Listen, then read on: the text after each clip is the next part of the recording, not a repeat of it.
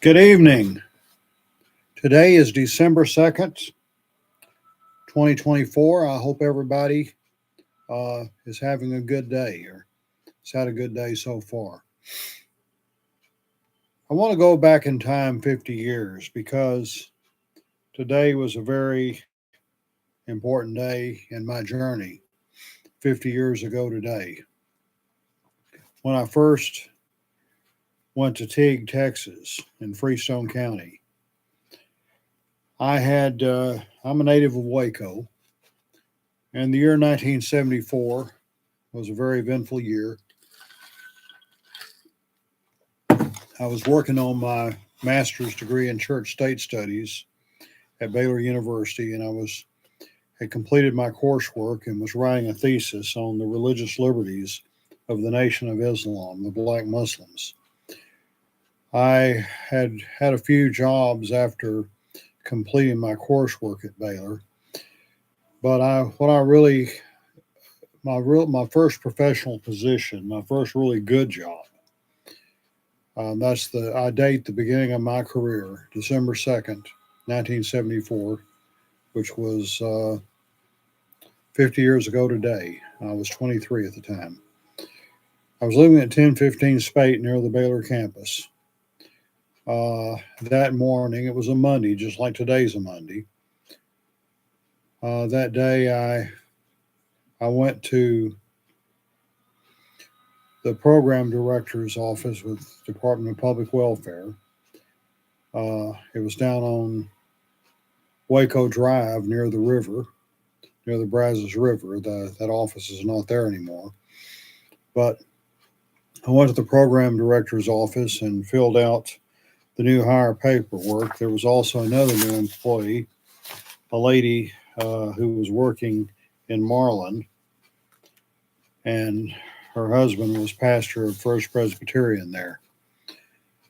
And anyway, it was both of us were beginning our time with this agency.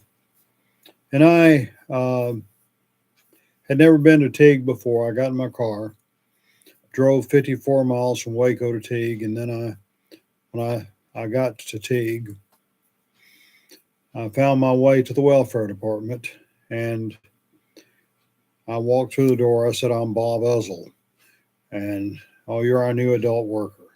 And so I was shown to my desk and began learning the job. The job I dearly loved. I was working as a social worker with the aged, blind, and disabled. ABD, we called it back then. Some of my clients were in nursing homes. Some were staying in their own homes through the aid of a caregiver, a provider, which was desirable for more people, though some didn't mind being in the nursing home. Certainly both programs were necessary. And I had clients all over Freestone County.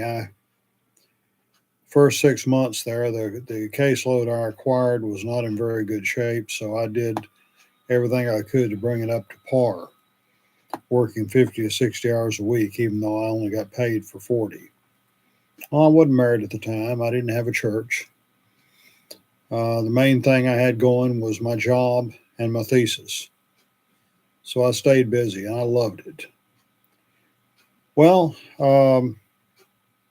December 2nd, 1974, like I say, I arrived in Teague. I went that night to Mahia, to the home of Lily McKenzie, my great aunt, who was the widow of the legendary Limestone County lawman Boss McKenzie. It's about 14 miles between Teague and Mahia. Mahia is Limestone County, Teague is Freestone County. I stayed at Aunt Lily's house that first night.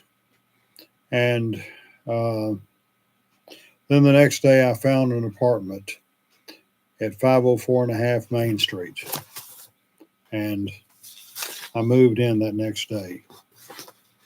Today, my wife and I went back to Teague, the trip down memory lane. There's a picture of me taken today, standing in front of the professional building, which at the time was where the welfare department was located. It's now called Department of Human Resources, or no, it was for a while. It's Health and Human Services, but they no longer. I've been told they no longer have an office in Teague, and people who need services now have to go to Mahia.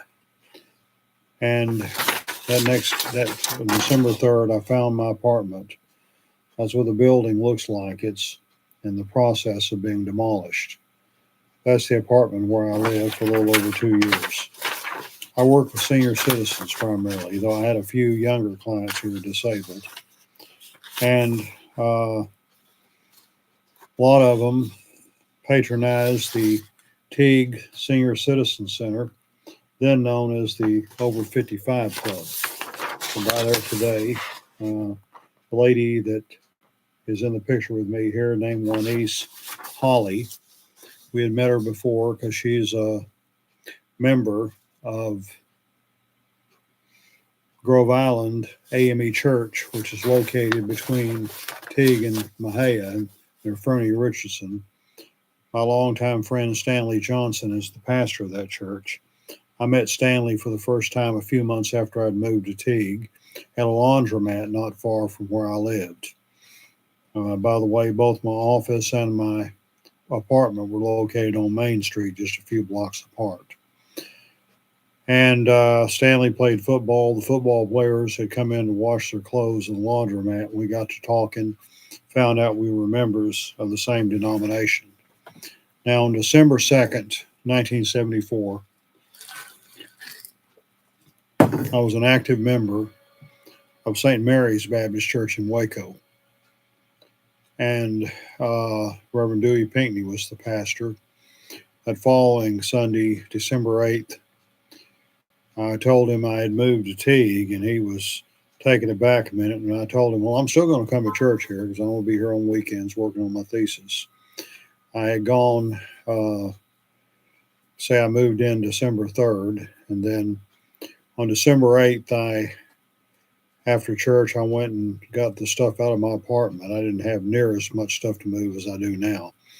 I loaded it in my car, and my landlord, Tom Backos, saw me moving out and wanted to know what was going on. He told me that I needed to pay him the rent for the month because I was supposed to give him 30 days notice. Well, I didn't have 30 days notice about the job, just about a week's notice. And so I wasn't able to give my employer 2 weeks notice when I was working at Barron's Drug.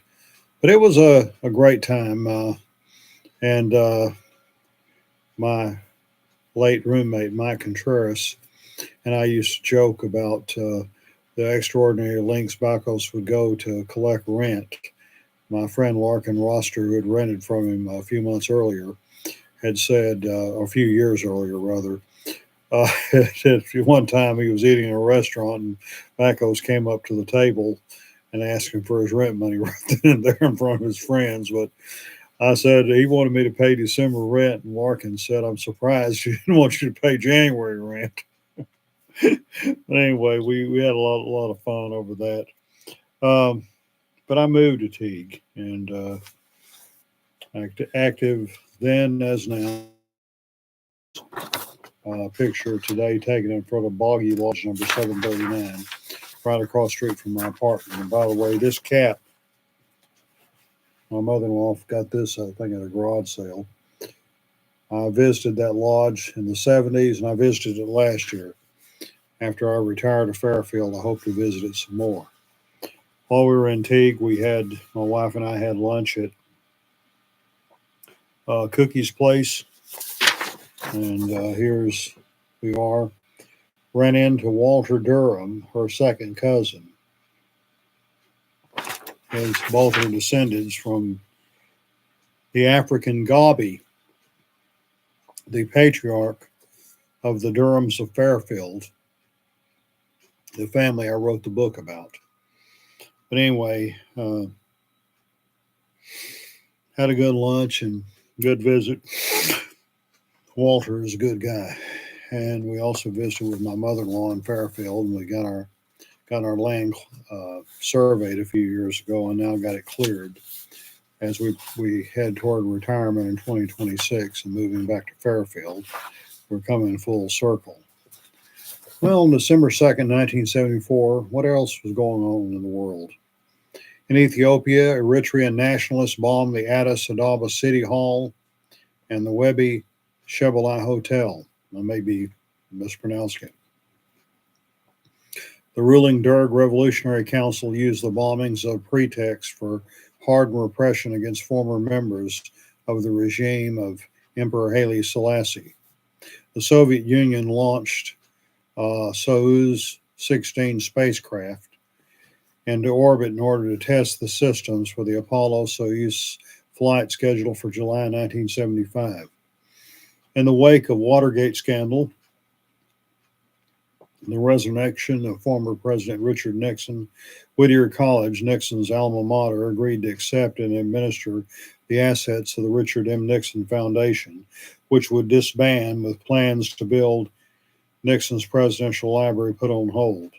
Nixon would found a new Richard Nixon Foundation in 1983, which was continued in the Richard Nixon Presidential Library and Museum in Yorba Linda, California, would open in 1990.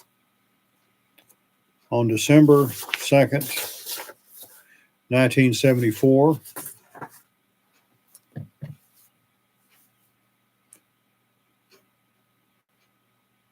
Gerald Ford was President of the United States, and Dolph Briscoe was Governor of Texas. Earl Long was Mayor of Teague. All three are now deceased. I enjoyed my time in Teague, and I don't go back there as often as I do to Fairfield, obviously, because Fairfield is Deborah's home. But it was, I do thank God for that. I had interviewed for a few other positions with the state before I got this job. But I got this state job, and it worked out very good. I was there a little over 2 years, and I'm working for a different agency now, the Department of Criminal Justice. Life's journey has taken me a lot of different places. And I mentioned that I had stayed one night with my Aunt Lily, and her